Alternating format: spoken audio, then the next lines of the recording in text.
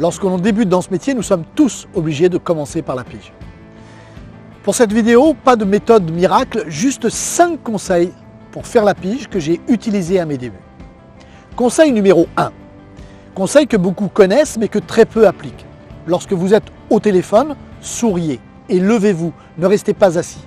Le sourire s'entend au téléphone et la personne qui est au bout du fil aura tendance à être beaucoup plus aimable avec une personne qui sourit et qui est sûre d'elle plutôt qu'une autre qui laisse paraître son angoisse ou sa mauvaise humeur.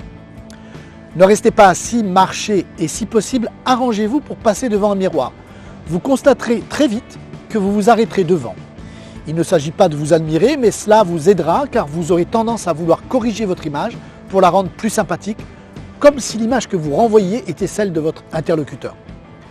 Ce dernier sentira ce changement au travers de votre voix, il n'en sera que plus aimable et plus attentif à ce que vous lui direz. Conseil numéro 2. Ne dites jamais que vous avez des clients qui sont intéressés par l'appartement ou la villa de votre interlocuteur. C'est une méthode vieille comme le monde qu'au moins 10 agences avant vous auront tenté. Soyez franc et honnête, votre interlocuteur le ressentira.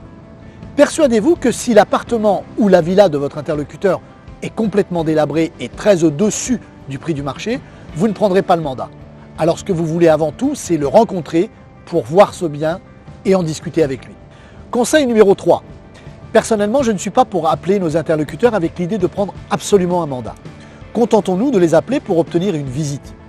Les propriétaires sont harcelés par les agences, vous ne représentez qu'un énième appel pour une énième prise de mandat. Si votre interlocuteur vous précise qu'il ne veut pas d'agence, dites-lui que ce n'est pas l'objet de votre appel, que vous travaillez différemment que certains de vos confrères. Qu'aujourd'hui, les acquéreurs sont de plus en plus difficiles, c'est pour cela que vous travaillez avec très peu de mandats, mais qu'en revanche, vous effectuez beaucoup de visites pour leur compte, car ils vous font confiance. Et que de toute façon, même si lui décidait de vous confier le mandat, cela se ferait que lors d'un second rendez-vous. C'est une fois sur place que vous verrez ensemble s'il y a lieu ou pas d'envisager un mandat. Conseil numéro 4.